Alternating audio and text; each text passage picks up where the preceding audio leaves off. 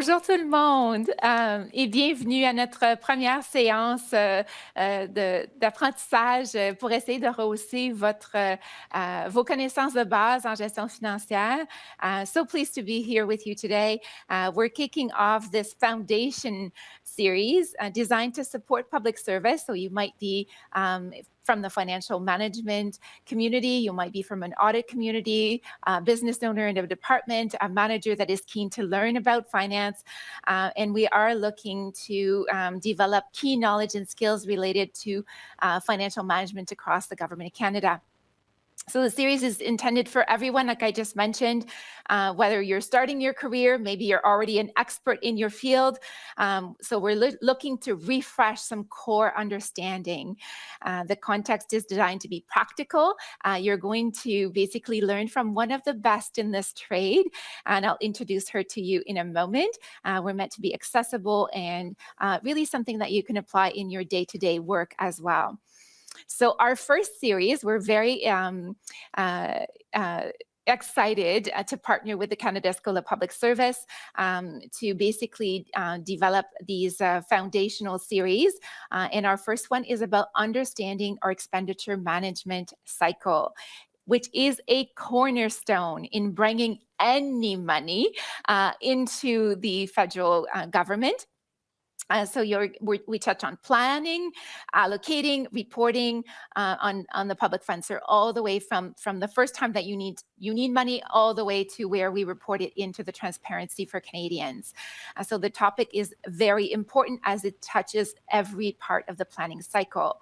From budgeting, so if you've worked in a Treasury Board submission, if you've done memory cabinets, if you've worked on estimates, all the way to reporting, and that true accountability and transparency, which is a important mechanism of our parliament and how we tell the story to Canadians about how we spend the money to deliver some of the amazing services and programs that you are also invested in delivering.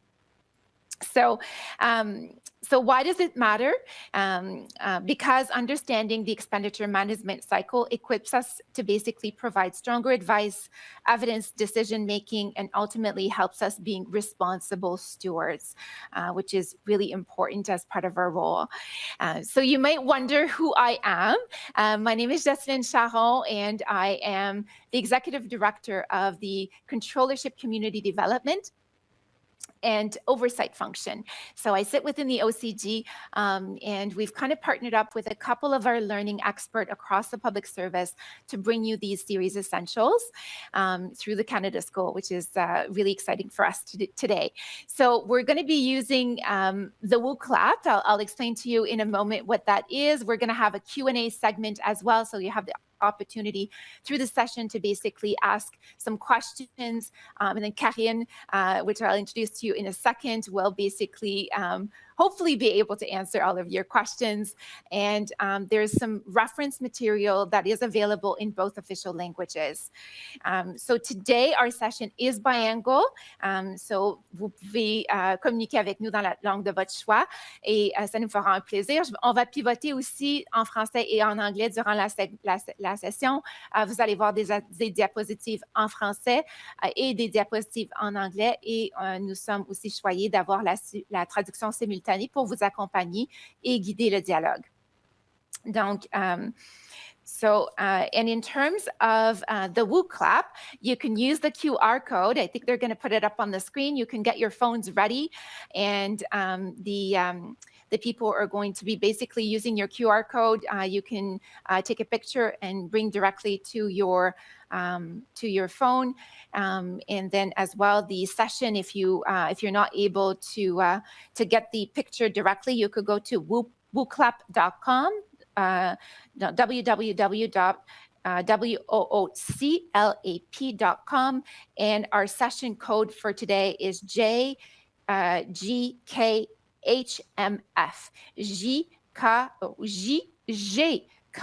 HMF, qui est aussi à l'écran. Donc, vous allez pouvoir saisir ça dans votre téléphone et participer avec nous aussi. On a hâte d'entendre parler de vos questions et en espérant que ça va être une session enrichissante pour vous et votre apprentissage. So I have Karine with us. I'll introduce you to her in a second. But as part of this, we also, some of you may have heard, we revisited the competency compass for our financial management community. And part of that here, and you'll have it on the screen, is we're looking through the session to bolster your knowledge on situational awareness, strategic thinking, and really emphasizing financial literacy. I just explained to you the expenditure management cycle is a cornerstone. Is how we bringing any money, and then all the way into how we report money to Canadians. So it transpires in many of the different business processes we manage in finance. If you're a financial officer, it is so critical that you understand the foundations of it, that you can embed that in a strategic advice that you're going to give to, for example, if you're an FMA, so to your program managers, maybe to your CFOs, your DCFOs, engagement through central agencies, if you're involved in Treasury Board submissions. So it's a really, and it will kind of always be there in behind, because we need really important structures to guide basically how we manage the public funds. So that's what you'll learn today: oversight and risk management. Because sometimes, and you hear from Karine, you know, you could have the best processes in the world, but when things like prorogation of government occurs, it can interject, you know, kind of like twists and turns. And that's where you kind of need to understand the basics, because sometimes the basics become very complicated when we choose to prorogue government, when we go into Gigi's warrant, for example. And this is where you're going to really have to come back and really understand those basics, and then the intricacy of some of the processes. And Karine will help us understand that better today. Donc, avant de te présenter, Karine, I just wanted to do a quick land acknowledgement. And I know that, I don't know how many of us are online. We had over, I think at 1,300 registrants. So this is a huge session, which I'm very proud of. In my role, my ultimate goal is to make sure that our community is thriving, that you're loving your job, that you understand the importance of your job. And so this is really exciting when we're thinking that potentially we could have one out of every 2 CT Fin people across Canada joining us today. But you might be joining us from whatever ancestral homeland across Canada. So I just wanted us to take a moment to basically acknowledge the land in which we are gathering virtually across Canada. So I am sitting in the Anishinaabe Unceded Territory. Je vous rejoins de la région de la capitale nationale, donc de la région d'Ottawa. Et je suis très reconnaissante aussi pour les terres qui nous ont été léguées. Et je prends un moment pour prêter mes respects et aussi reconnaître l'importance de la réconciliation au cœur de nos programmes et combien on peut bien collaborer ensemble. So Karine, you've kind of joined us. Tu m'écoutes, là, ça fait un petit bout que tu m'écoutes. Je prends un moment pour te présenter. Donc, so Karine Paré is... she's actually a previous colleague of mine. So doing this with her is actually quite a charm for me. It's a pleasure to do this with her. Karine and I were both Deputy Chief Financial Officers in the Innovation Science and Economic Development portfolio prior to joining, not planned at all, these 2 roles in central agencies. So I sit in the OCG, she sits in the expenditure management sector, and we end up here in Treasury Board. And then we are doing this session together. Yes. So she's the Executive Director of Expenditure Strategies and Estimate Divisions in the Treasury Board. And so when you're looking at the person, when you're asking for money, the person that will authorize your estimates, that will, you know, kind of help you do your main estimates, any supplementaries, that all goes through her team. You know, when you have a problem with rounding in your department, they probably round, I'm going to say, like at the $1 billion, because they look at the entire public purse. So very interesting position in government. So Karine will walk us through key components of the cycle and share valuable insights from her experience leading this work. So Karine sat in departments and now with this new experience as well. So really important. I'm sure you'll get to learn tons from her as well. and then I mentioned Q&A at the end, so please be ready for those. Before we begin, I'd like to remind you the session is bilingual, like I mentioned, so please be ready, and we're willing to pivot in the language of your choice in the simultaneous and translation, hopefully as well. Hopefully I'm not talking too quickly for them. The last thing I'll mention is about the resource section. So on the event page, you have resource section, and there you can get the presentation in either official language. You can follow on your own screen, and we'll have it here as well. So I think we're ready to begin. Karen, es-tu prête, toi aussi? Oui, Oui. absolument. Merci d'être avec nous aussi.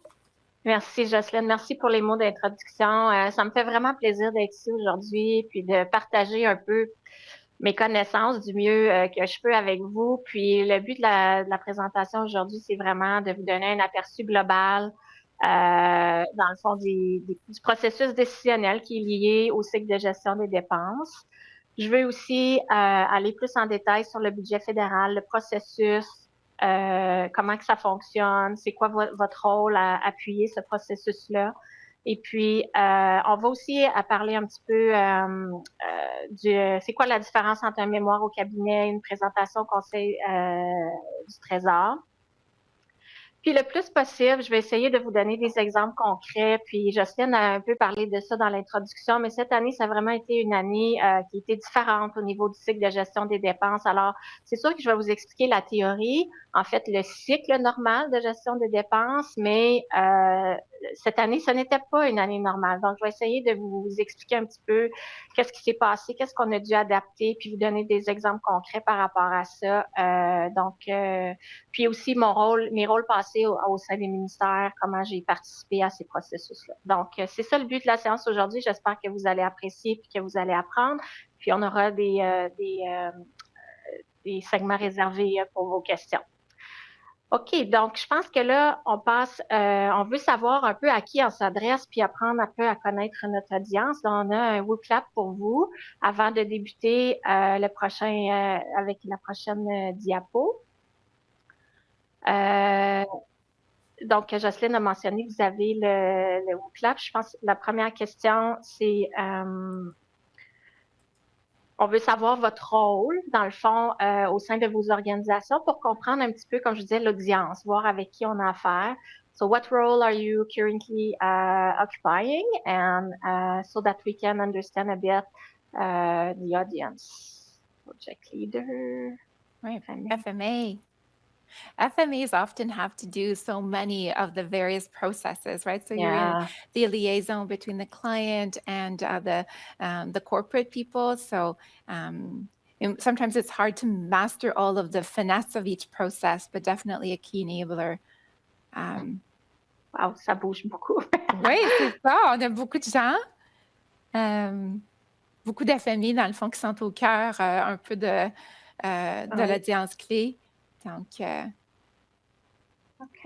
Yeah. Je pense qu'on a vraiment un groupe varié, hein? Panoplie, j'ai vu engineers, j'ai vu plein de choses. Fait que on a une panoplie de gens. Bon, ben parfait, c'est super.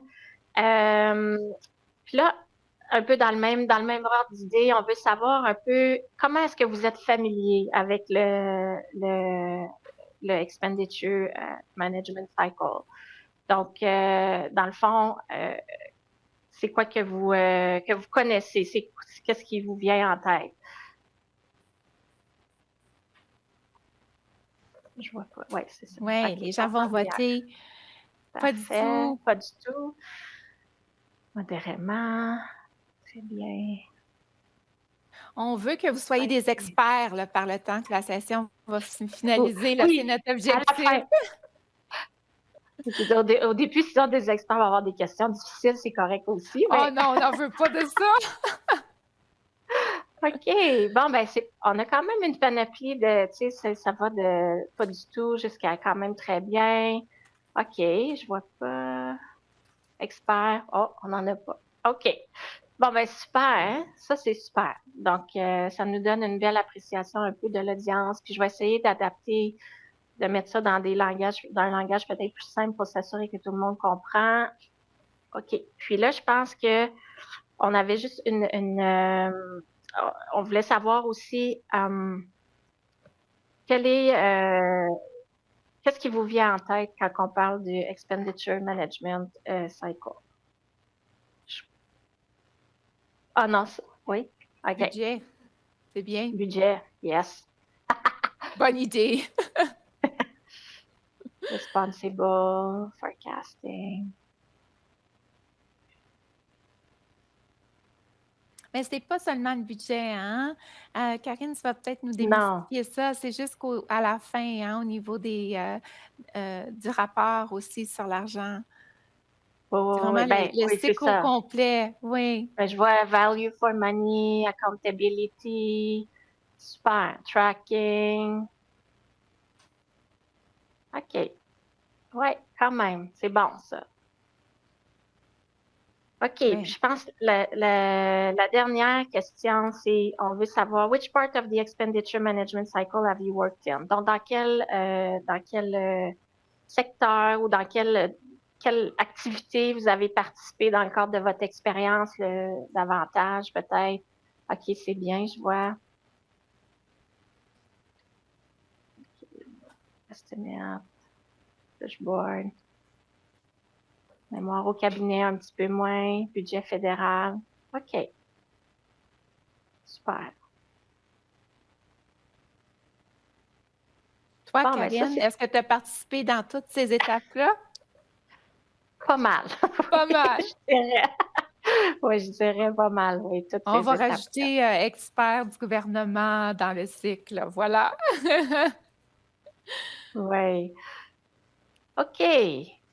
Bon, ben je pense que là, ça nous donne une belle appréciation d'un peu de l'audience, vos connaissances. Fait que là, je pense qu'on peut commencer peut-être dans le cœur du sujet avec... je vais vous parler premièrement, dans le fond, du cycle décisionnel, le processus décisionnel au sein du gouvernement qui est lié à la gestion des dépenses.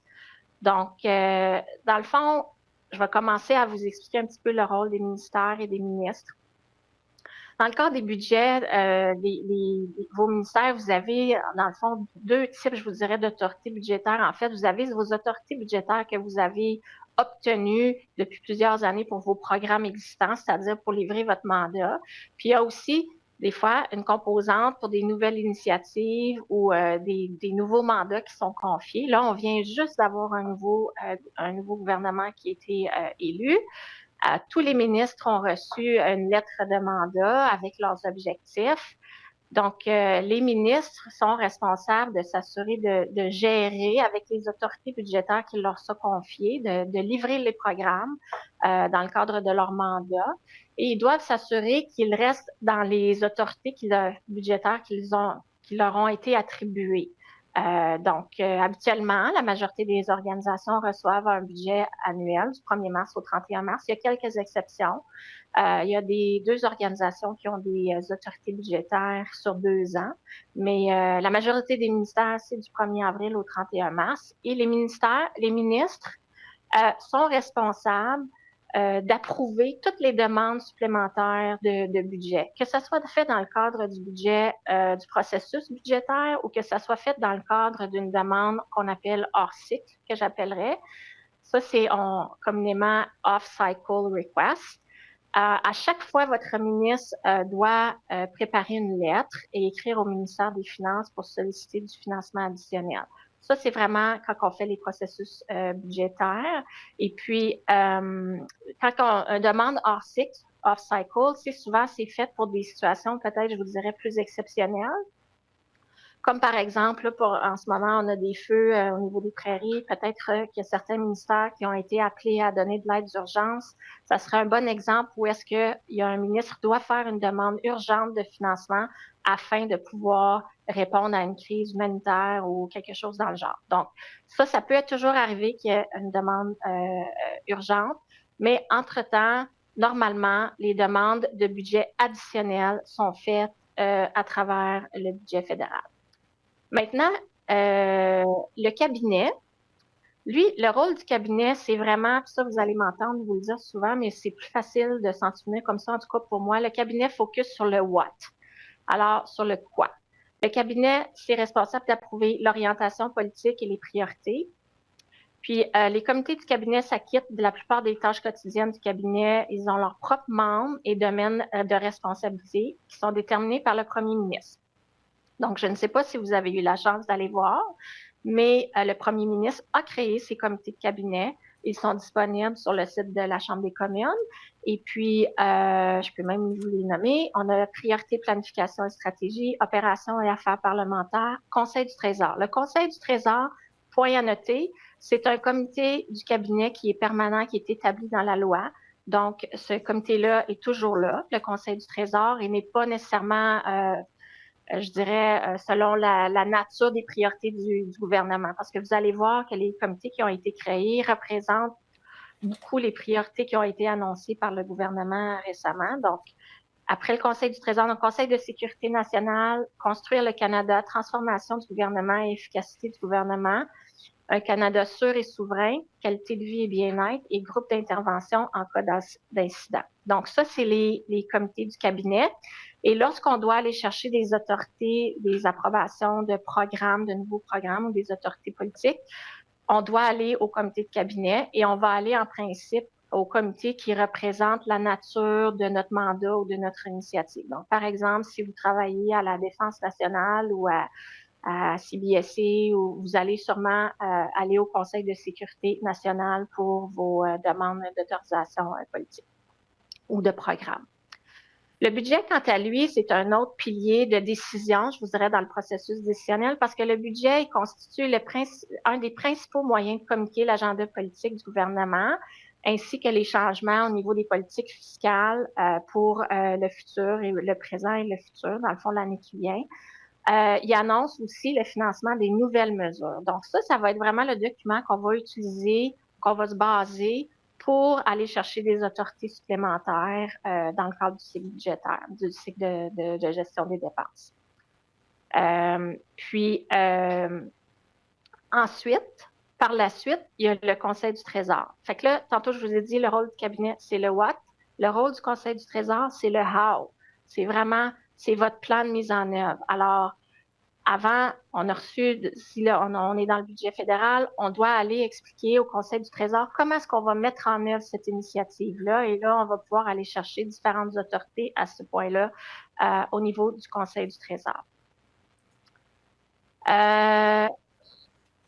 Donc, je pense que c'est pas mal ça que je voulais couvrir sur cette diapo-là. Par la suite, je pense que là, maintenant, on va aller au type de dépenses qui sont approuvées par le Parlement. Donc, il y a deux différents types d'autorisation de dépenser qui sont approuvées par le Parlement. Je vais le simplifier comme ça. Il y a la loi sur les crédits. Donc, ça, c'est vraiment, qu'est-ce que vous allez chercher vos autorités au Conseil du Trésor qui sont inclus dans les estimates ou les subsides qui sont présentés au Parlement pour approbation. Donc, ça, on appelle ça les lois de crédit. Puis, je vais en parler en détail dans ma prochaine diapo, mais ça, c'est les lois de crédit. Alors, c'est des argents qui sont votés par l'intermédiaire des lois de crédit. Il y a d'autres montants qui sont accordés pour dépenser, qui sont en fait des dépenses législatives, des autorisations législatives qu'on appelle. Ces autorisations-là législatives sont approuvées dans une loi. Ça peut être la loi habilitante du ministère ou ça peut être une autre loi comme dans le BIA, par exemple, qui ont été autorisées. Et puis ça, elles sont présentées dans nos documents de budget de subsides au Parlement, mais elles sont présentées pour information seulement.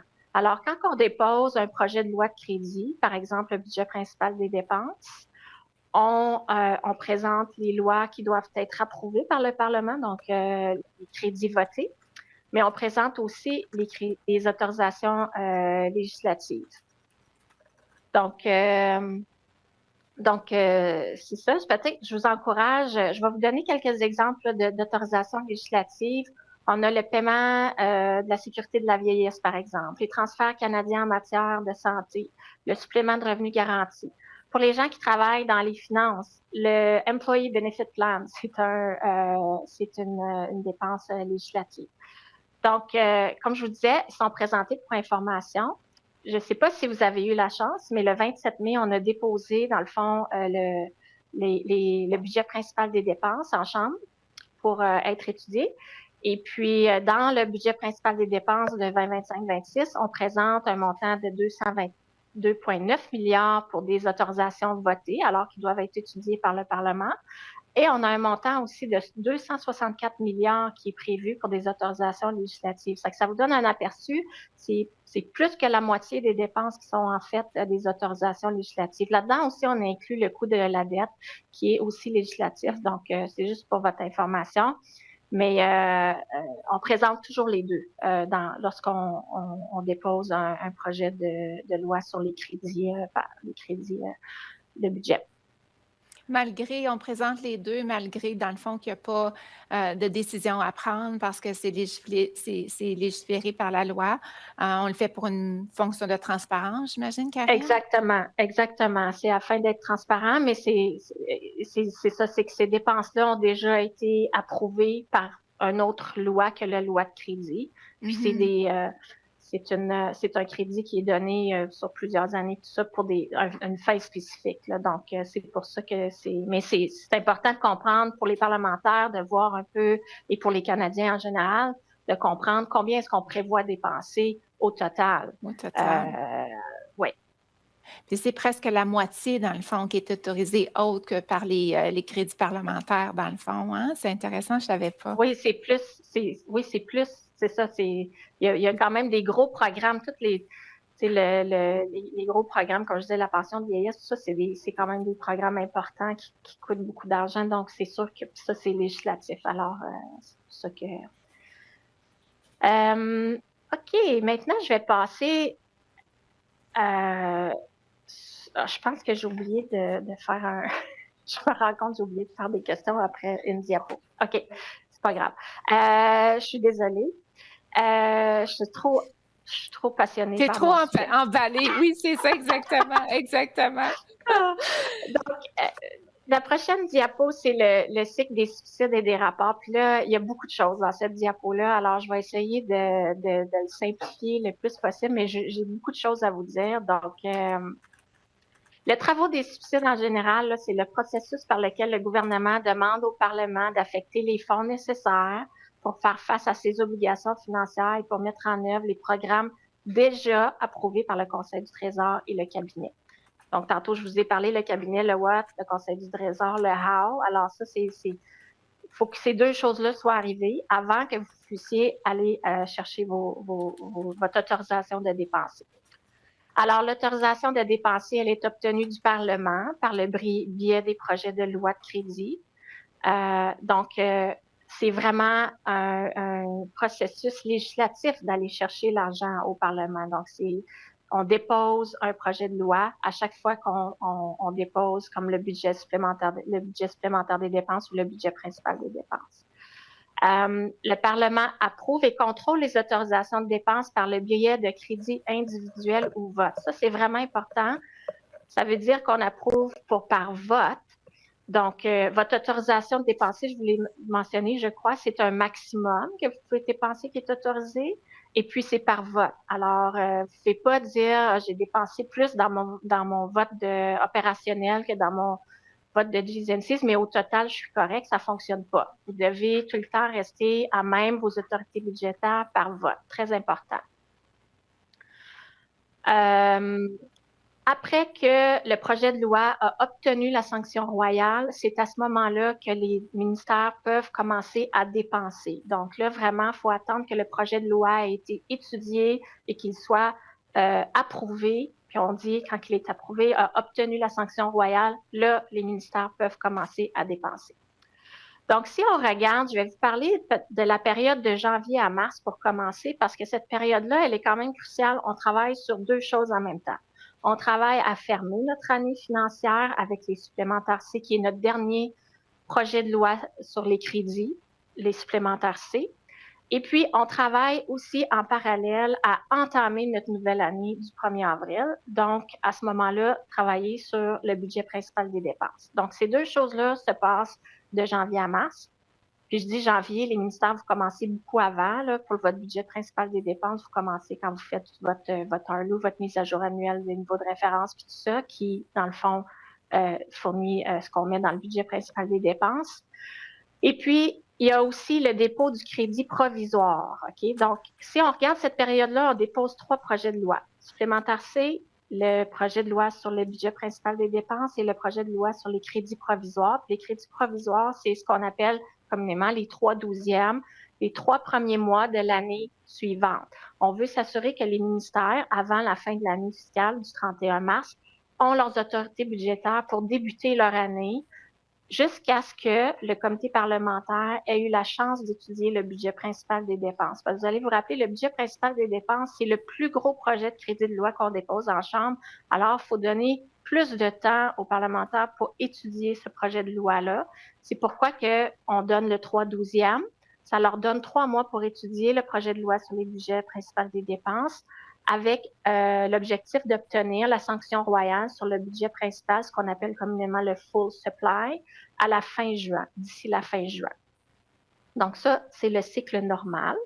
Par la suite, on a mis budget fédéral de janvier à mars. Je vais être honnête, budget fédéral entre janvier et mars, je me souviens pas quand c'est arrivé dans les dernières années. On parle plutôt maintenant d'un budget fédéral qui a souvent lieu en avril. Et puis cette année, ça va être à l'automne. Donc ça, je vais en parler un petit peu plus tard dans ma présentation, mais grosso modo, c'est le cycle de janvier à mars, c'est ce qui se passe.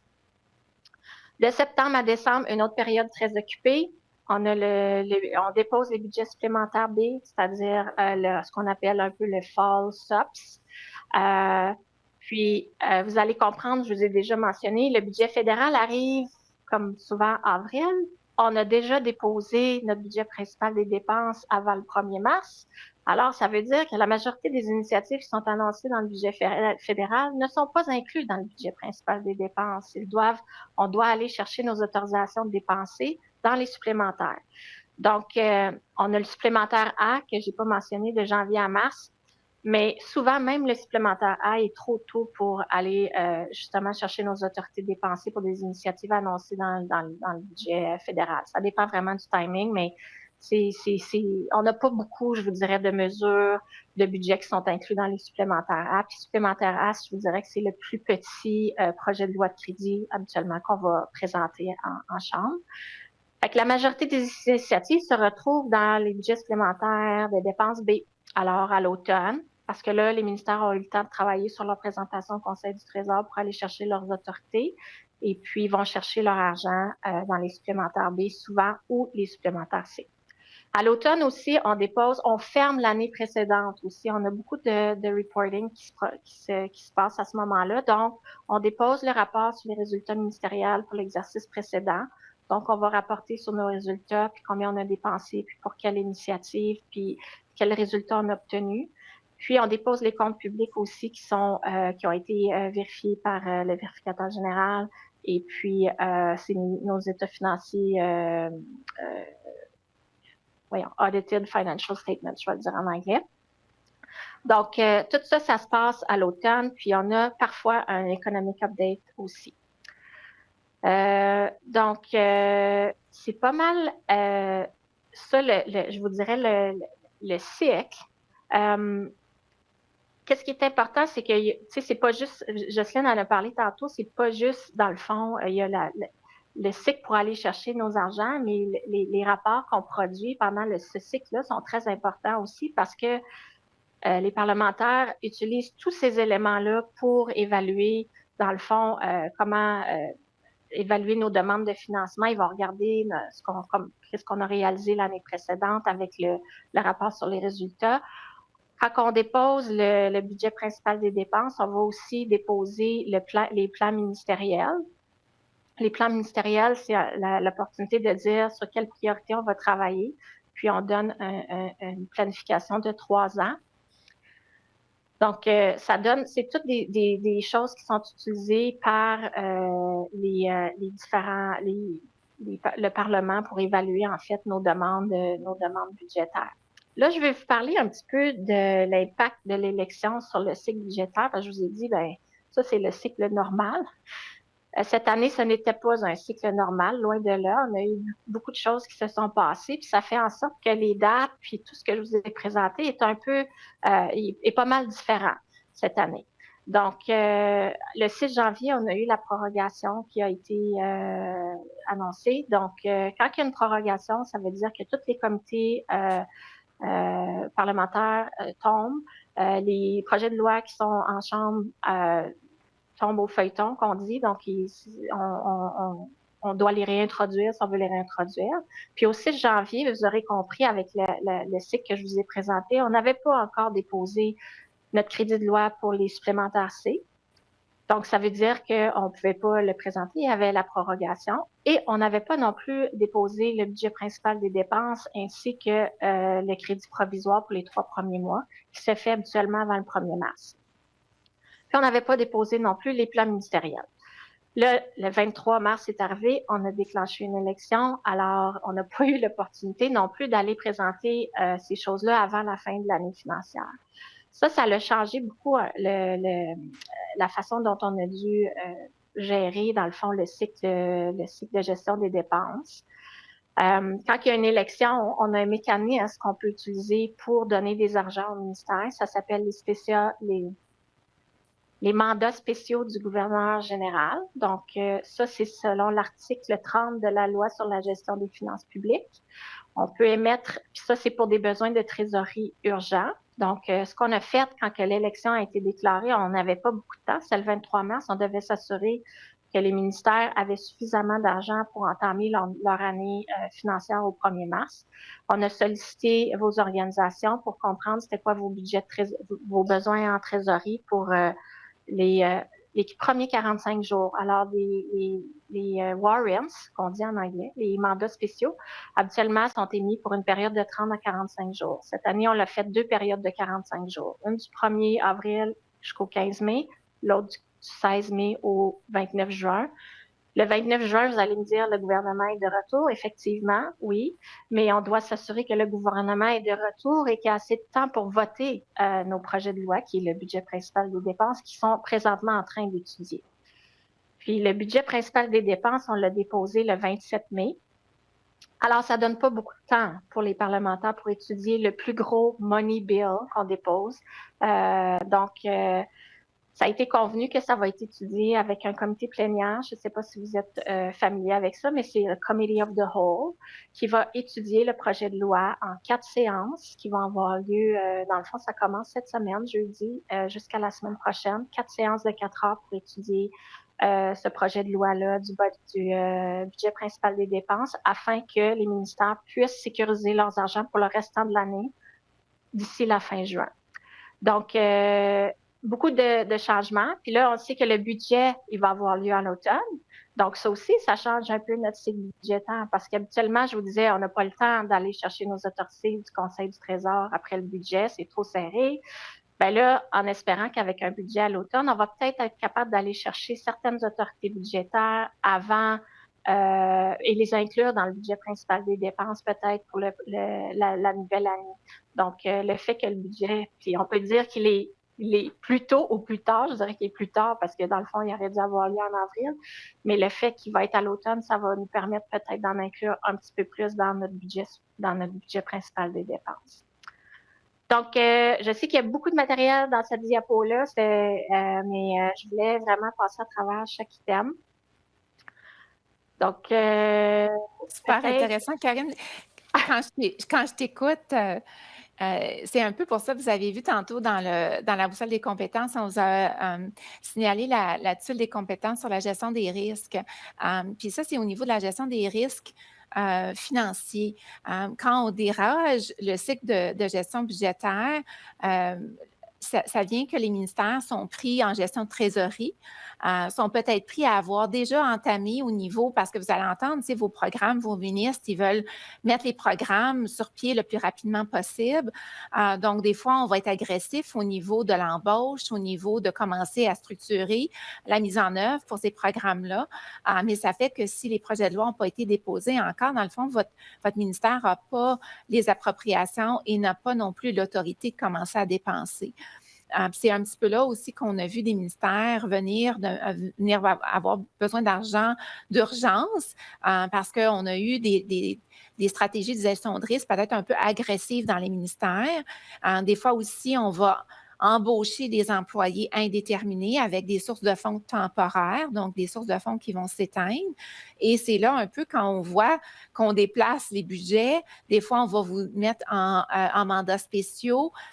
Ça fait qu'à ce moment donné-là, vous devez avoir des processus de gestion financière très rigoureux. Vous devez être capable de travailler de concert avec vos programmes, de comprendre l'impact sur plusieurs années, peut-être comprendre vos profils de dépenses, la nature de vos dépenses. Est-ce que vous avez beaucoup de contrats en début d'année, des contrats où on va sortir les sous rapidement dans la période de 45 jours quand on parle de mandats spéciaux.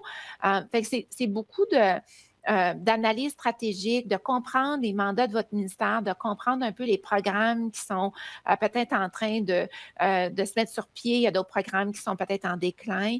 Donc, vraiment, c'est là où un peu où on vous explique, que c'est un processus qui est là, mais entre ça, on a les humains, on a votre expertise, on a la collaboration avec les programmes qui viennent vraiment, dans le fond, mettre un peu tout ça en vie. Et c'est un peu là aussi où on voit ce que ça prend forme, là, un peu. Donc, mais définitivement, hyper important, c'est vraiment la couche de fondation qu'on m'expliquait tantôt. Oui. Mais merci, Jocelyne, c'est un bon point parce que, tu sais, dans le fond, plus le contexte est volatile, plus c'est important de bien comprendre les enjeux, puis c'est quand qu'on obtient les autorités, puis pourquoi. Parce que notre rôle comme agent financier ou peu importe, c'est vraiment de donner des avis et conseils et de bien comprendre quand on a les autorités versus quand on les a pas, quels risques on prend, dans quel contexte et dans quelle mesure, puis quelles sont nos stratégies d'atténuation. Je pense que quand tu comprends le processus, tu comprends exactement les enjeux. Je pense que là, on peut donner des avis et conseils qui sont peut-être plus appropriés avec le contexte. Puis, donc, je suis totalement d'accord avec tout ce que tu dis. Donc, oui, vas-y. Je vais te poser une autre question, Karine, puis on reçoit aussi des questions, mais je voulais juste signaler aux participants. On semble avoir des enjeux avec la question du clavardage. Donc, votre capacité de poser des questions dans le clavardage semble avoir un enjeu technique. Je sais que les spécialistes travaillaient sur ça, mais entre-temps, vous pouvez aller soumettre vos questions dans le WooClap en utilisant, en cliquant sur l'icône de la bulle de discussion dans le coin droit de votre écran. So we have a Q&A session at the end of the session, but we're currently experiencing difficulties with the chat function in the virtual session. So please use the WooClap to submit your questions that we're going to get to at the end of the segment. You can click on the chat bubble icon on the right corner of your screen and then submit your questions there. We just don't want to drop any of your questions, but just as a way to mitigate some of the technical difficulty we're having with the chat as part of the main session. Je voulais, Karine, j'avais une question pour toi. Comment la prorogation du Parlement influe-t-elle le cycle de gestion des dépenses? On a un petit peu touché tantôt, mais peut-être tu peux juste nous mettre une petite boucle sur ça. Oui. Donc, la prorogation, contrairement à l'élection, c'est très clair. Dans la loi sur la gestion des finances publiques, on a un levier, c'est la section 30, c'est les mandats spéciaux, on sait tout quoi faire. La prorogation, c'est vraiment plus gris parce que on n'est pas en élection. Donc, on peut pas utiliser les mandats spéciaux. La seule chose qu'on peut utiliser vraiment pour aider les ministères dans le cadre d'une prorogation, ben c'est les votes centraux qu'on a au sein de TBS. Donc, à TBS, on a des votes centraux, on a le crédit, le vote central, vote 5, qui peut être utilisé pour des urgences puis aider les ministères. Puis, c'est limité. On a 1 milliard de dollars dans ce vote-là. C'est voté à chaque année. Donc, quand on a eu la prorogation, vous avez compris, on n'a pas présenté le budget supplémentaire des dépenses C. Alors là, il a fallu vraiment travailler avec tous les ministères. On a 130 organisations quand on fait des estimates. En tout cas, pour le budget principal des dépenses, il y a 130 organisations avec lesquelles on travaille. Les budgets supplémentaires, ça dépend vraiment du nombre d'initiatives. Mais on a dû travailler avec tous les ministères pour essayer de voir, OK, êtes-vous capable d'absorber ces montants-là? Pouvez-vous différer vos items? Avez-vous besoin d'argent de façon urgente? Si oui, combien et quand? Puis il a fallu qu'on monitor ça pour s'assurer qu'on était à même nos autorités qui étaient disponibles. Donc ça, c'est un processus qui a été coordonné par le Conseil du Trésor. Puis on a donné des crédits centraux là, de l'argent pour certaines initiatives qui étaient urgentes, comme par exemple, il y a des ministères qui ont on va dire, des programmes, je vais le dire en anglais, demand-driven program, mettons pour les vétérans ou ces choses-là. Donc ça, tu sais, ça l'arrive, on doit payer, on n'a pas le choix. Alors, fallait vraiment faire un processus de priorisation et s'assurer qu'on pouvait répondre aux besoins les plus critiques. Et c'est ce qu'on a fait. Mais après, le 23 mars, quand l'élection a été déclenchée, là, on a d'autres mécanismes. Là, on peut vraiment utiliser les mandats spéciaux à ce moment-là. Excellent. Karine, je sais qu'on va bouger un petit peu dans le processus de budget fédéral, mais avant, je voulais voir, tu disais tantôt, il y avait 130 organismes. Moi, dans mon rôle, je travaille avec 105 ministères et organismes. Donc, nous, on travaille avec, dans le fond, majoritairement les ministères qui font partie du CORE, mais je sais aussi que vous travaillez, par exemple, avec les sociétés d'État. Ou comme, mettons, Canada Post ou comme d'autres. Explique-nous un petit peu, là, c'est qui font partie un peu des organismes qui viennent vers vous pour avoir les sous de... Bien, c'est parce que ces organismes-là, souvent, sont financés avec deux types. Tu sais, ils ont des revenus, ils ont l'autorisé, ils peuvent redépenser leurs revenus, mais l'autorisation de redépenser les revenus, souvent, à moins que c'est un fonds renouvelable, c'est une autorité législative. Mais si c'est une autorité, je vais le dire en anglais, un VNR, Vote Netted Revenue Organization, ça, on a besoin d'aller chercher les approbations au niveau des autorités à travers nos projets de loi de crédit. Donc, ça, c'est un exemple. Mais même si c'est des fois, ils ont quand même des argents qui doivent être votés pour... ils ont une combinaison de financement, tu sais, ils ont des niveaux de référence avec des revenus, alors ils doivent faire partie de notre processus aussi. Puis, ça fait toute partie. Nous, on travaille vraiment avec toutes les organisations, pas juste tous ceux qui ont besoin, dans le fond, de travailler à même les estimates, là, qui ont besoin d'aller chercher de l'argent ou des autorités.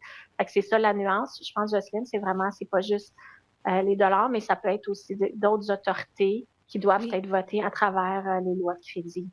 Intéressant.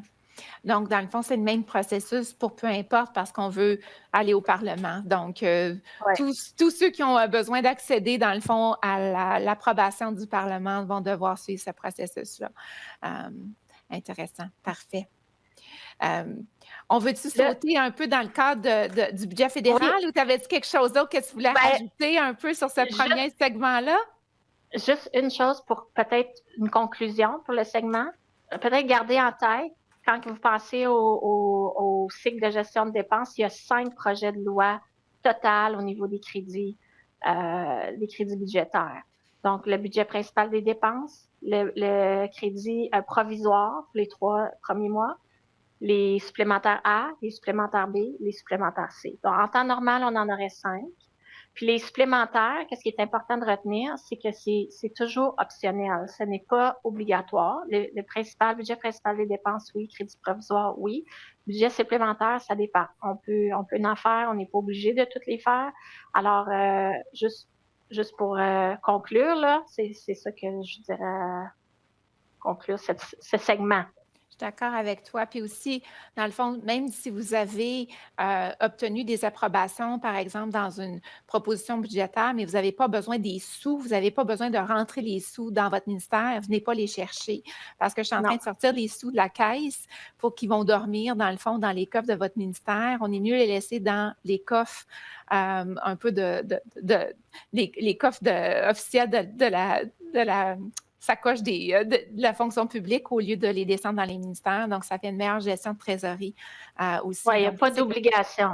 Il n'y a pas d'obligation d'aller chercher les fonds. Puis les CFO, quand ils attestent à leur demande au niveau des estimates, ils attestent qu'ils ne peuvent pas gérer la trésorerie associée à ces initiatives-là. Donc, en principe, si tu as assez d'argent pour gérer en même tes autorités existantes, tu ne devrais pas accéder à travers les supplémentaires. Exactement. Super intéressant. Super. Next segment. Federal budget. On y va. Federal budget. Yeah. So I think this process, I'll go through the timelines a bit just to give you a bit of an overview of when it starts, when it ends. There's a lot of work associated with preparing a budget, to be honest, and normally the call letter from the Department of Finance will be issued around August or September-ish, I would say. And then departments take that call letter from the Minister of Finance and they start working on preparing their budget proposals. And normally they need to be submitted in end of October so that the Department of Finance actually has the time to review all the proposal, form their advice, and inform the budget process so that the budget can be tabled sometime between February and April. We talked more recently, it was more around April. What it means this year, well, this year the budget will be in the fall, so I'm not too sure when the call letter will be issued, how it will be managed, if it will be a targeted budget process, because this could happen as well, like they decide to target the 7 priorities that were highlighted in the mandate letter, and maybe just a few organizations will be solicited. I'm not sure. We didn't get any information on that front yet, but we'll see. And normally at the fall, there's also the fall economic update. And in normal circumstances, this is often also used for the announcement of new measures as well. So sometimes departments are asked to prepare proposal as part of this process as well. So just so you know. So on next slide, the various steps in the budget process. So the budget, just to remind everybody, the federal budget is the main vehicle for the government to communicate its policy agenda, including changes to the tax policy for present and future years, and provides funding for new measures. So in order to launch the annual process, the Minister of Finance engaged with his colleagues through an official call letter for potential budget items. It does not provide, what's very important to remember is that the budget does not provide parliamentary expenditure authorities. We've talked about it, like it gives you, it's reserving funding in the fiscal framework. You need to go access it through your implementation plan through a Treasury Board submission. So the departments have the opportunity to submit a budget request annually, so normally through the call letter, but there are, as I said earlier, different scenarios that could, be more relevant for an off-cycle request, because sometimes it's difficult to keep only one opportunity per year to secure new funding. So there is the off-cycle process, but I would suggest if you think you want to do an off-cycle request, make sure that you engage with your counterpart in finance to make sure that it's something that's valid and that will be that they will accept. And your minister needs to be on board because he will need to send a letter to the Minister of Finance asking for an off-cycle consideration as well. So organization really needs to do their homework first, make sure they cannot manage within their authorities, and then they can proceed with an off-cycle request. In terms of the budget proposal itself, it needs to align with specific criteria established by the Minister of Finance. So normally in the call letter, and it depends of the year, but there are specific criteria that are sometimes included in the call letter directly. We've seen in the past, sometimes they were asking a limit of a number of proposals. For example, I think 3 years ago was 5 proposal max. They were asking for ability of the department to absorb a portion of their budget proposals. So the Minister of Finance really decides what are the criteria you will want to put in terms of the budget proposal request from departments. Every time you should always make sure that you've considered your existing resources as much as possible, and you should only ask what's really incremental, even though like through the budget process. And there is a way to indicate how much you're absorbing or using your reference levels for, and how much you're seeking in addition to that. And normally it should form part of your proposal as well. Each minister should prioritize their funding ask. So based on my experience, I know it's kind of sometimes it's an open discussion on how many proposals we're going to be doing. Many proposals are being developed within the department, and then it goes up for advice to the minister, and the minister will decide which proposal he wants to submit. Keep in mind, it always has to be aligned with the priorities of the government. So the mandate letters, I'm not sure if you had the opportunity to, there's 7 priorities that have been established in the mandate letters. I don't know all them by heart, but I know like there's the priority of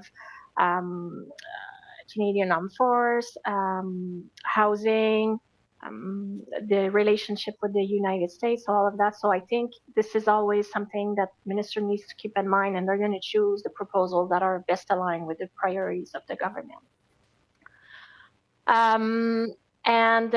Each proposal needs to provide a rationale, high quality costing information. So this is where you're going to be probably as a finance professional be asked to participate and make sure that you're involved in the costing assumptions and that the costing are reasonable and are strong enough that can that your CFO will be able to sign off on them, because that's important. Your CFO needs to attest to all the costing and the budget proposals.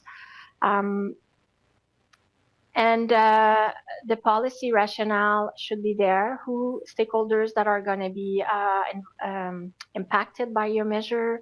The implementation feasibility as well should form part of your proposal. And this process will inform the decision making by the Minister of Finance and the Prime Minister. This is important because funding decisions are not just the prerogative of the Minister of Finance. They also need to be approved by the Prime Minister. In most of the organization, this process is often coordinated by the strategy policy group, and they manage the call letter within the organization. But as finance officers, you're involved in terms of securing the CFO attestation on the costing information of these proposals. Next, what is a memorandum to cabinet?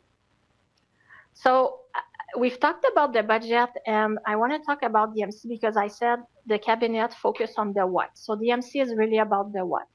And sometimes you will have an MC prior to the budget that will be in the budget queue and be announced as a budget measure in the federal budget.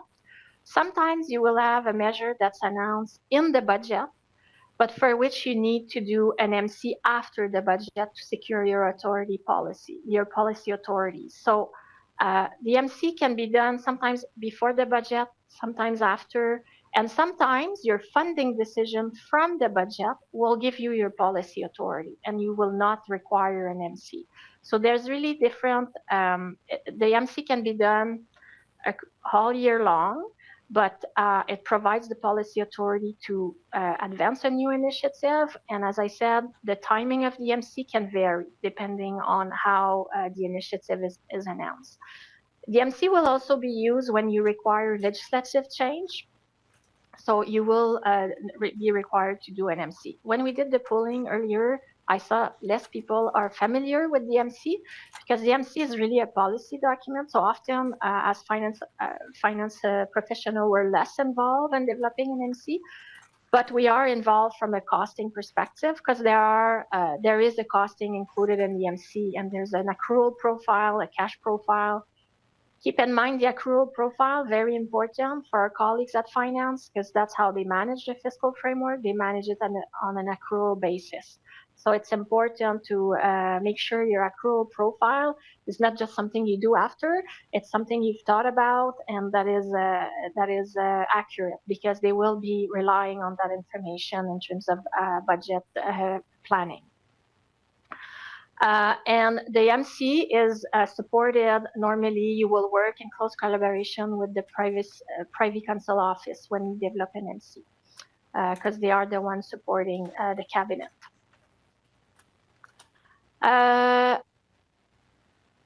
For the Treasury Board submission, well, I've talked about that a bit, but it's the how, as I said. And normally, we seek specific authorities. For example, when I was at ISED, we had a lot of Gs and Cs grants and contribution programs, and sometimes we had contribution agreements that were more than $50 million. We needed to seek TB Authority to sign these contribution agreements. Even though we were not seeking any additional funding, we needed to go to Treasury Board, do a Treasury Board submission to obtain that authority. So keep in mind, it's normally often it's to get access to your funding, but there are other authorities that you will be seeking in a Treasury Board submission beyond the ones that you're seeking in terms of funding. So it's an implementation plan. You might be required, for example, to seek contracting authorities when there are over your delegated authorities or the PWGSC authority. So there are different authorities you will be seeking, but the Treasury Board submission will focus on risk. It's important because that's really what TB ministers are looking at, the risk of implementing this new initiative, the risk of implementation, but also the risk in terms of stakeholders implication, provincial implications, all of that. So normally your Treasury Board submission is really focusing on that. And the CFO needs to attest, your minister needs to sign off on Treasury Board submission, and you would normally work in close collaboration with your program analyst at TBS when you develop a Treasury Board submission. And after it's approved, this is when you get access to your funds or the authority to proceed with a project or with, as I said, a contribution agreement, for example. There's another simplified way now to access funding. It's the CIA, Consolidated Estimate Authorities, and I forget what's the last A, but it's a simplified Treasury Board submission when you're doing a low-risk initiative. You can use this simplified document to seek your authorities through Treasury Board. And we have a specific criteria, for example, sunsetters or things that you've been managed before, you're just seeking the estimate authority. Through that process, you can use the simplified process. So to recapitulate, the role of cabinet versus a Treasury Board. Cabinet, it's policy authority, define policies, priorities, and legislative change. Approve the broad policy direction through MCs, and is supported by Privy Council Office, Treasury Board, mostly financial authorities, but there are other authorities, administrative authorities you might require to go to Treasury Board. It's a permanent cabinet committee and approves government spending, so it all goes to Treasury Board before it can be included in an estimate bill, and is supported by the Treasury Board Secretariat.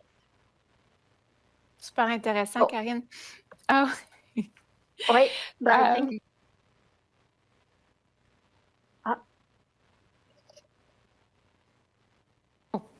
Je m'étais mis sur la sourdine. Oui. C'est bon.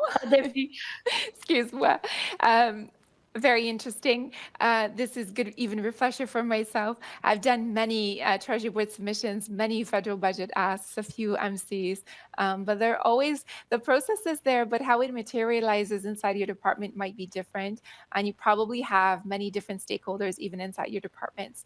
I would say for financial officers or even for program managers, what's really important for me is working collaboratively. And you can't do these on a whim, right? So having strong costing practices, understanding, for example, the cost of your internal services or having costing models, how much it costs to deliver or to administer a grant or to, initiate a new program or a new intake. All of those things will help you so much when it comes down to, coming up with these proposals at often the very last minute. And these go all the way to your ministers, right? These will receive the highest level of scrutiny and the highest level of visibility. So I think that's where you can shine inside your department, is having those strong processes, those strong costing estimates, those strong business relationship, and understanding even how the processes are working inside your respective department. So you can navigate that. And then kind of to add to all of that, then you have to come into the central agencies, right? Either the PCO or the Treasury Board. So those are often kind of, and to me, they're very complex, but they're such enlightening because that's where you see a program for a Canadian come to life. So as well, like often you'll hear of it in the news or whatever like that. So there's a lot of proud moments related to that if you've had the opportunity to work on any of that. We have a few questions, and I'm happy that the questions are being put in the WooClap. So that's great. So one of them was about reprofiles. So can you tell us a little bit? So you asked money this way, but now you need it a different way. What does that look like? How does that come into play with what we talked about right now? Wait, well, there's so much things to say, right? So I thought about touching on reprofiles, but yeah, reprofiles, normally just one basic thing to remember, reprofiles are approved by the Minister of Finance, like by the Department of Finance. So it's not TBS prerogative to approve, although we coordinate the exercise, and your TBS analyst has a role to play in assessing the reprofile request. It's always approved by the Department of Finance because it has a fiscal implication, right? They're moving money from one year to the other, so it has a fiscal implication. They need to agree to that reprofile. So reprofile can be done off cycle, a bit like the budget request can be done off cycle when it's an urgent request and you were not able to do it through the cycle. Or if you do it through the cycle, there's two opportunities to do your reprofile. So there is an opportunity to do it at year end, okay, when you finish your year and you know exactly how much you have in terms of unused authorities, and you need to move this funding to the next fiscal year. We call it the supplementary estimate B reprofile. So those are done normally. I think our deadline for these submissions are June 15th. So if you had a reprofile money you have not used in 24-25, you want to move to 25-26, you would do it through the subs B reprofile. TBS sends the call letter. We gather the information. We send it to finance. They assess it. If you're approved, it's going to be included normally in subs B. That's why we call it supplementary estimate B reprofile. And there's a call letter that's sent with that right, for the there's a call letter. Yeah, okay. It's part of the year-end instruction it's from my team actually. We send the year-end instruction and the subs B reprofile are part of that.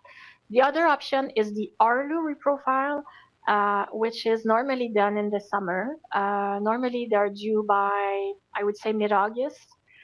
And it's coordinated by my team again. We gather all the information and then we submit it to finance. But this is when you want to move money to future years. So you do it through the ARLU, and then it gets sent to the Department of Finance for approval. And if it's approved, then it's going to be included in your main estimate of the following year or for the future years, depending on the profile you've chosen. So this is the process for the reprofiles. Intéressant. So, and it requires strong cash management as well. And you might have multiple financial funding strategies that are aside to that as well. So that just the timing. C'est ça, exactement. So two things: cash management, risk management, not the same thing. So if you're waiting for your decision, I think you should not start spending on a reprofile before you have a reprofile decision. Once you have your decision and you're waiting for the estimates to actually get the cash, then it's cash management. It's a bit different. But keep in mind that, when we have a minority government or things like that, you never know, the government can fall. And then if you don't have access the cash, well, it's going to be difficult to manage, right? So it's all part of the decision process, I think, and the recommendation you would do within your organization. I agree. There's a question in the chat, Karine. Like, is there a logic, when you see vote 1, vote 5, vote 10, what's the difference as to why they name it the way that they do? So normally we do it in order. So that's the logic, okay? So if you have a vote 1 is, everybody has vote 1 normally, so it's operating. If you don't have a capital vote, but you have G's and C's, it will be vote 5 normally. And if you want to add, if you don't have a capital vote, vote 5 will be G's and C's. But if you have a capital vote, it will be vote 5 normally. But it's really in order. So vote 1 pretty standard, I would say. And the rest, it depends when you request the authority and at what vote number you're at. I don't know if it's clear. Yeah, It's yes, clear in my no, mind. that makes sense. That makes sense. Where could we see what votes departments have? I think it would be in your departmental, the main estimates, definitely You once they're can, approved. yeah, definitely main estimates for sure. You have the detail by votes because that's the authority, the spending authority you're getting, right? When it's approved. So it's, I said at the beginning, it's a maximum authority and it's important to respect your authority at the vote level. So when you see you're going to be, you don't have enough money in your vote, you have the ability to do a vote transfer, but this needs to be done through the estimates and it needs to be voted by Parliament. So it's very important to understand your limit at the vote level. So yes, if you go on, I think it's probably in our reference material, but the main estimates have been posted, the 24-26 main estimates, and you can see all organization and you can see all their votes. And you can see the legislative authorities as well as part of that. If you have legislative authorities within your department, you will see them as well. I think for me, the one thing that's important is because this is how you're telling Canadians through the parliamentary approvals that you sought and the story of how you mentioned you were going to spend your money. So once it's inside your department, you can't just decide to shuffle around all of this money. So that's why you have to go back into the center and have to get approval to say, this money I can't use the way I said I would in my Treasury Board submission or in my amendment to cabinet, and therefore I'm going to have to ask for a new approval on how I need to now use it differently. You want to have that transparency, and you want to be able to follow the trace of the money as well. You can't really use a grants and contribution money for capital money or for an operating money. Again, those are very different color of money in which we allowed to execute the budget, the parliamentary or the programs we said to Canadians or through the budget process. So that's kind of why you have to kind of always go back into those mechanisms. And that's why you need those strong kind of cash management. Even we saw a lot of departments come in and sometimes they'll have a grant ceiling, which means and it's a specific grant wording, and you're given an approval to a max. And if you exceed that max, then that's really not a good idea. And we've seen, c'est ça exactement, you cannot. So we've seen those issues as well. And to me, it speaks to a lack of oversight in the department. And you need to have kind of those financial officers that are looking at all of those pockets of money and having the financial reporting and monitoring that goes with each of the pockets of money, because you can't cross over. It will kind of not be helpful, and it might be frowned upon when you come back into the central agencies. Yeah, I agree. There's one question here, and then we can move on to what it's asking, what is a program authority? And I do think that that's an important question, because we look, if from the financial world in terms of this audience, like that's easy, right? Like you're looking for the authorities, maybe you're looking by vote, but what do we mean by program authority? Well, it's the authority to initiate something new, or I would say like each department have the programs that they've been assigned or that they have obtained through authorities. It's not visible because it's probably programs that have been approved a long time ago and the department are just spending on those programs. But when you have I don't know. I can give an example. Perhaps when we were at ICED, Jocelyn, we had a new program that was announced in the budget. It was called the Digital Adoption Program. And we sought the authority through the budget process. So in that time, when we received the funding decision, we got our authority to initiate that new program. So when I say, so not every minister can decide I'm initiating a new program, like a new initiative. They need to go to cabinet. They need to be a discussion on, is this a priority? Do we want to initiate this new thing? So it can be a G's and C's program. It can be different things, but it's really important. That's why I would say it's the what. What are you doing? So I'm creating a program for housing. We're going to have probably a new program for housing now with, this new government. So we will need, probably these organizations will need to go to cabinet and present how they want to initiate this new program, and they will need to get that authority from cabinet. And after that, they can get the funding and the authorities to implement the program.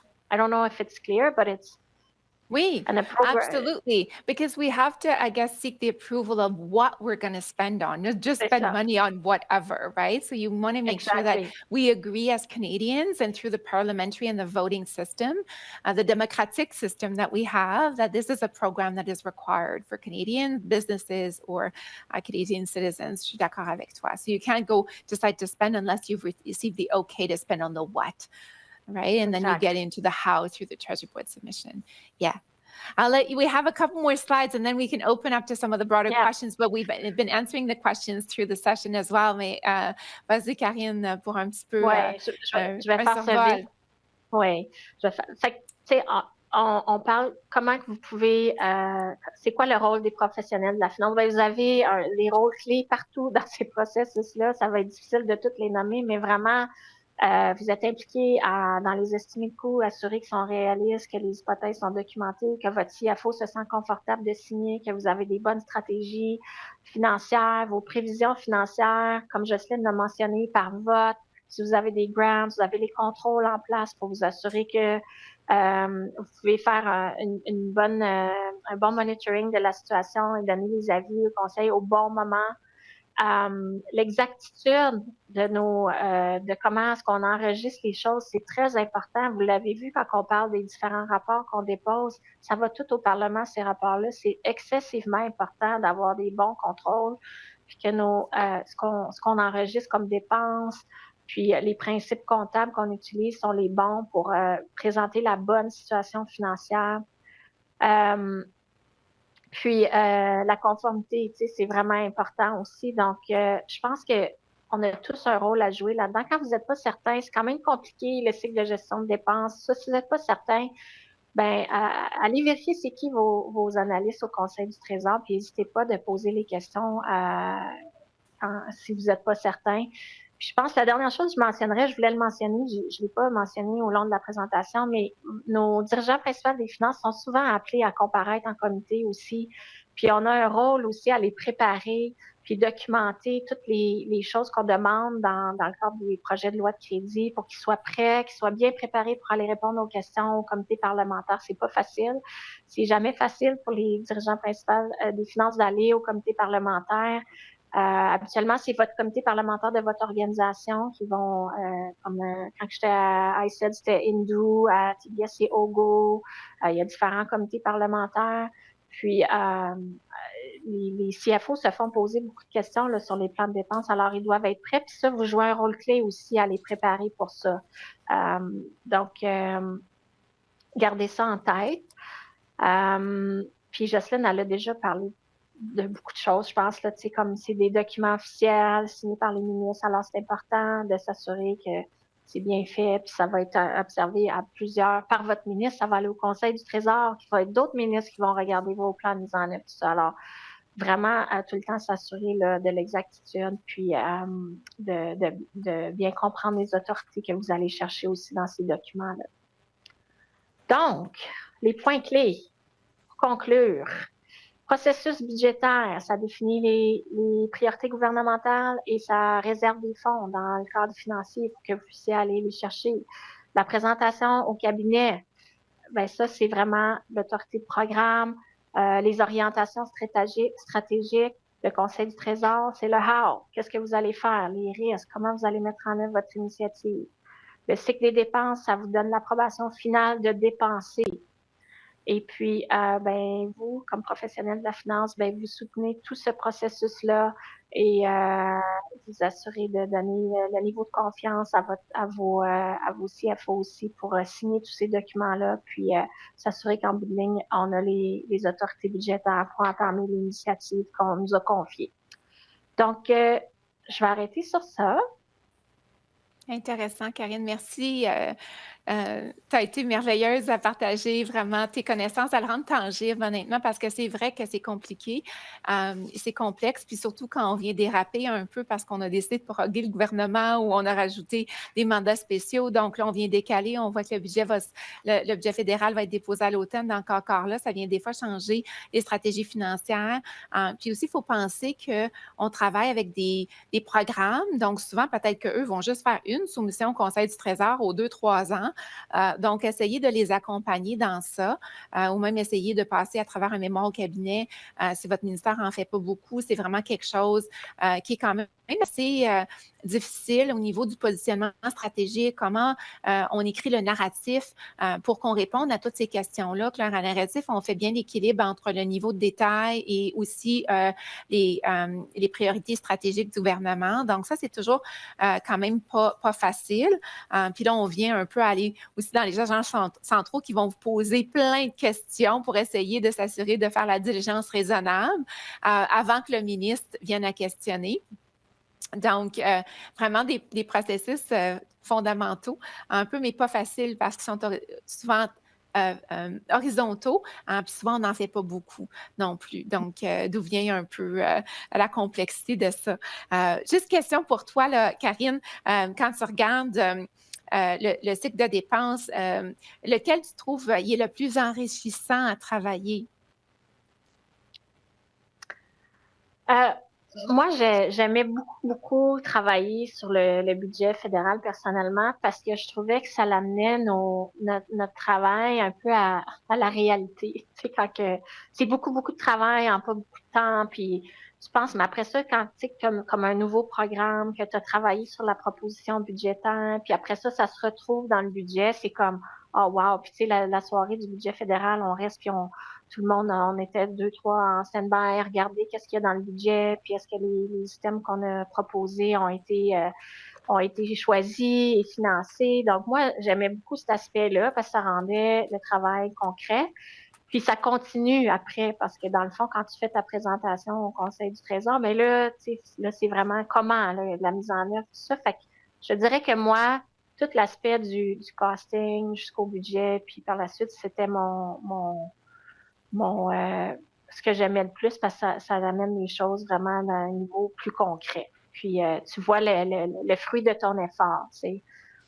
Oui, puis c'est le fun de travailler en partenariat avec les programmes, je trouve, c'est souvent parce qu'il y a de Ouais. l'argent dans tout ce qu'on fait, ultimement, mais vraiment la beauté, souvent étant dans une fonction habilitante, on ne touche pas directement les programmes ou les services aux Canadiens, donc c'est vraiment une belle opportunité de toucher directement quelque chose qui va avoir un impact sur le client ultime, donc je trouve que ça, c'est toujours très valorisant aussi.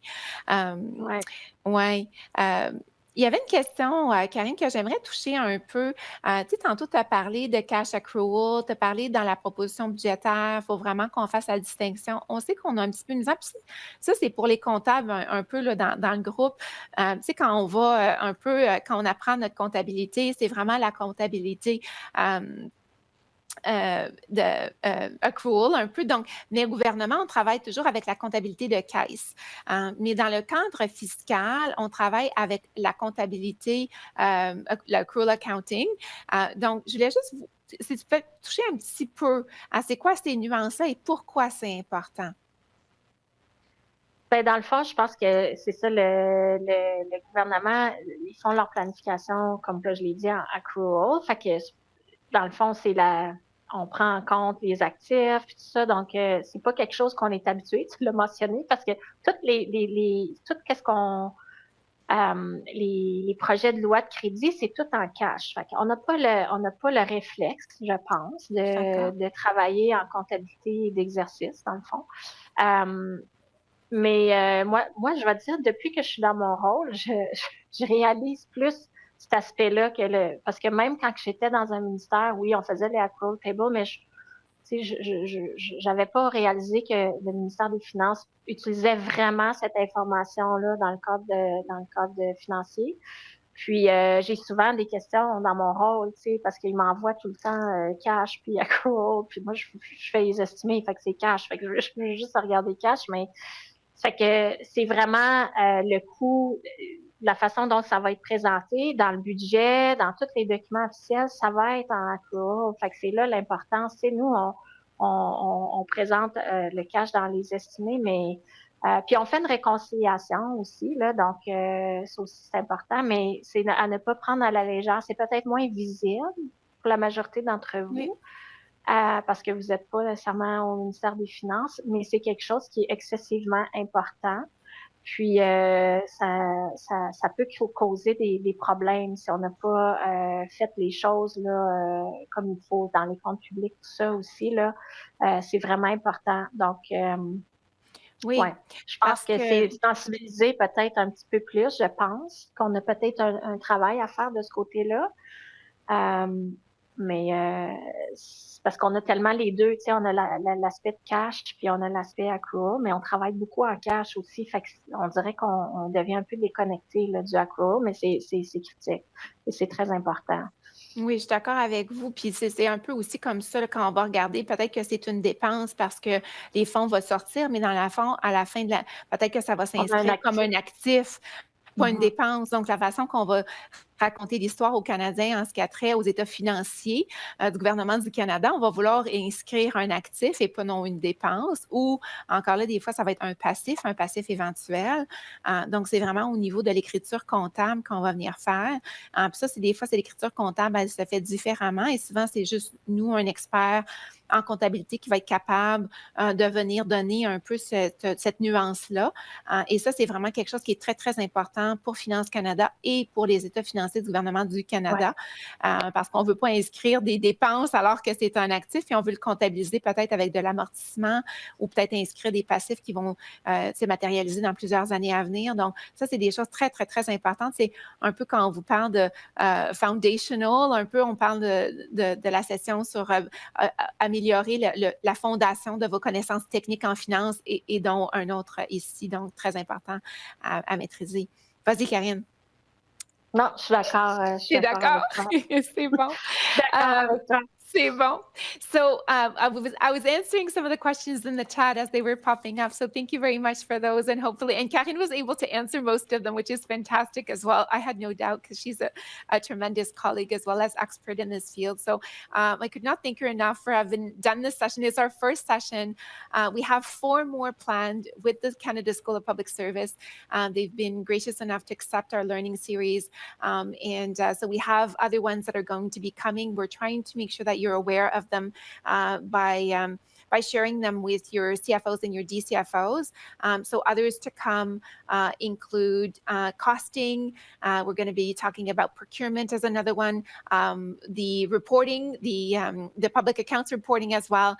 So please stay tuned, and hopefully you've enjoyed our session today. I've had fun, and it was kind of even nice for me to learn and refresh my basic knowledge about the expenditure management cycle.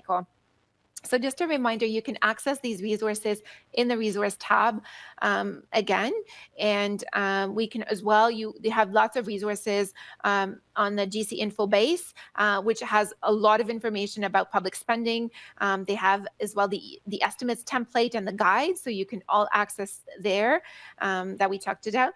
And we hope that you have enjoyed today's session and that we have equipped you with foundational knowledge and practices and to better support you in your role. Or even if you're in a program area, how to demystify that so you can support your enterprise in seeking funding or preparing Charter Board submissions. So I'd like to close on, please share your feedback with us.